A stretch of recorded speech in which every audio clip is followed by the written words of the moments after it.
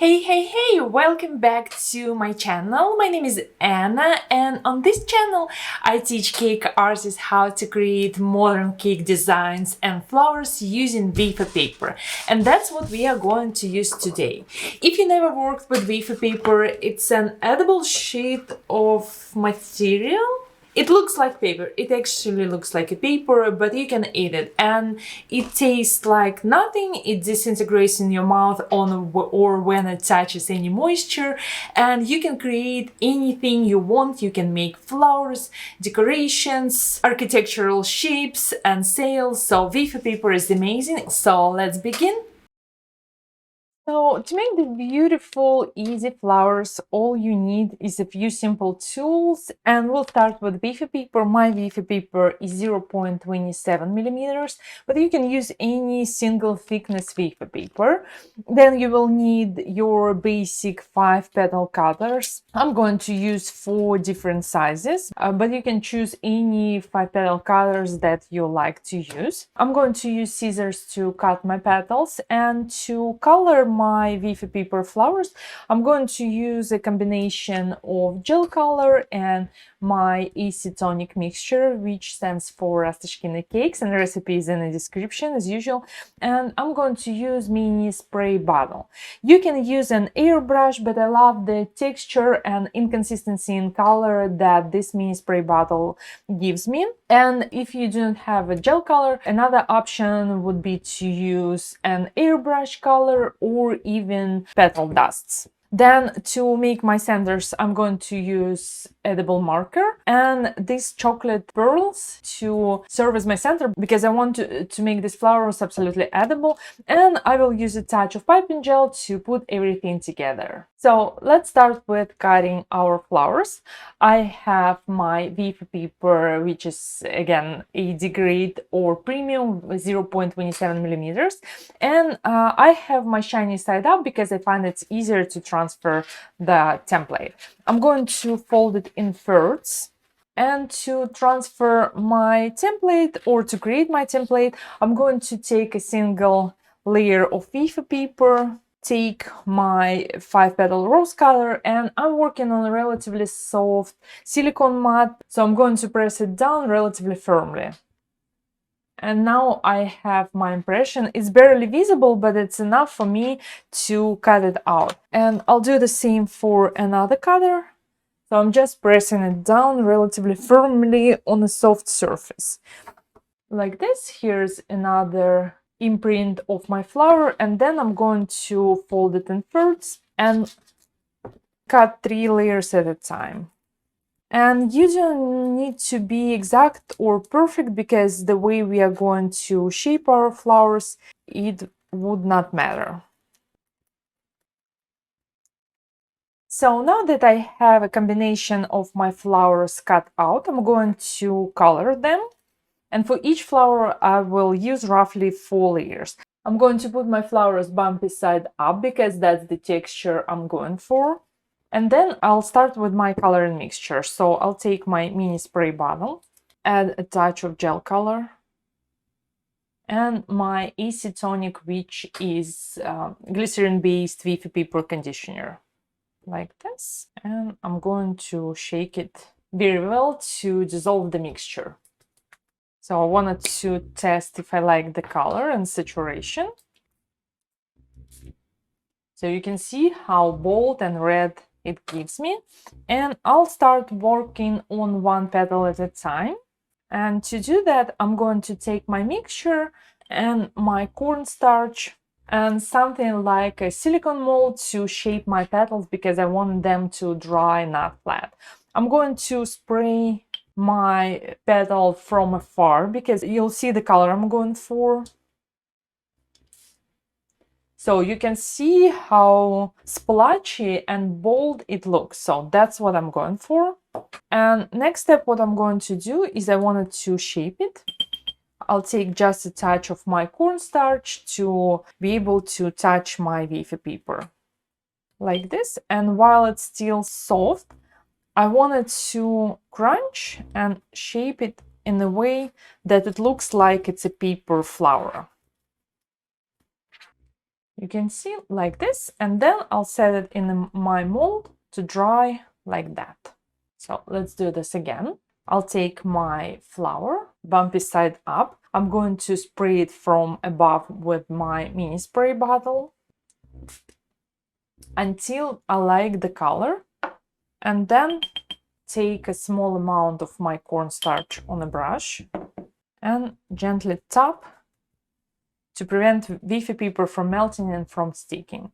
And then what I do is I pinch and bring everything together, because we use just our acetonic conditioner mixture. Wafer paper is relatively soft and easy to shape, and that's the way I wanted this flower to look like. All scrunched up and almost like a scrapbooking flower. And then again, I'll set it in my former to dry like this.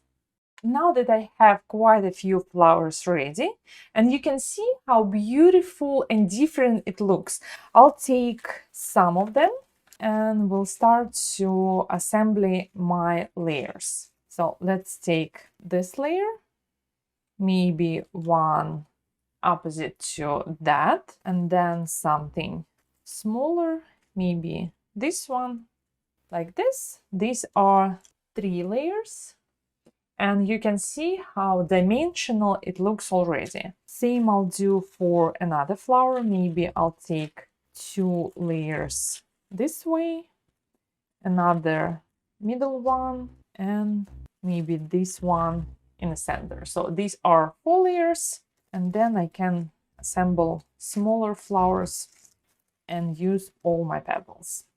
Let's start with our first layer. To assemble my flower, first I wanted to add a little bit more details to my center. So this is going to be my center, and I'll take brown marker and paint almost like stamens or some dots to mimic the look of stamens. Obviously this step is optional, but I find it adds just enough details to bring this flower to the next level, like that. And to put my layers together, I'm going to use piping gel. So small amount here, press my first layer, small amount here, press my third layer, and then small amount of piping gel here in the middle to add my chocolate decorations. Like this, and I will set it aside to firm up a little bit before I'm going to place it on my cake. And to make my easy leaves, I'm going to use floral wire. This is 24 gauge in white. I'm going to cut it in half. And I wanted to reuse my scraps because you can see when I cut my flowers, I have quite a few pieces left, and these pieces are totally fine. That's what I'm going to use to make my leaves. So I'll take a piece of wafer paper, and to color my wafer paper, I'm going to use gel color. This is Juniper Green by Wilton. And it really depends on how bold you want your color to be. My color is a little bit thicker, so it almost goes like black. So I wanted to add just a touch of my acetonic mixture to dilute it and to make my color much lighter. Like this. This is going to be the color for my foliage. And all I need to do is to paint my wafer paper with this mixture on both sides. I'm going to use my cornstarch to absorb extra moisture so I can paint on the other side as well. So same again, touch of cornstarch to make sure that my wafer paper is not sticky. And then I'm going to cut in thirds. It just depends on the size of leaf you're going for. I'm looking for something relative to my arrangement, to the size of my arrangement. And these are squares about 1 by 1 inch or 2.5 centimeters by 2.5 centimeters. And I'm going to cut basic leaf shapes. Because I only have a white wire, I'm going to use the same gel mixture to color my wire, and then it's going to be the same shade of green as my leaves. And I'm removing excess color. Now that I have my leaves and my wire, I'm going to attach them together. And to do that, I'm going to take a small amount of liquid. I have my coloring liquid, the one I used to color, but you can use water or my Wafer paper glue, and just wrap it around your wire and stick to your leaf. So I'm pinching it in. Now I have my leaf stuck to this wire. And to the next leaf, I will do the same. I'm going to attach it to my wire and pinch at the bottom. Just make sure you add your leaves to the opposite sides to create more interest and more dimension and movement.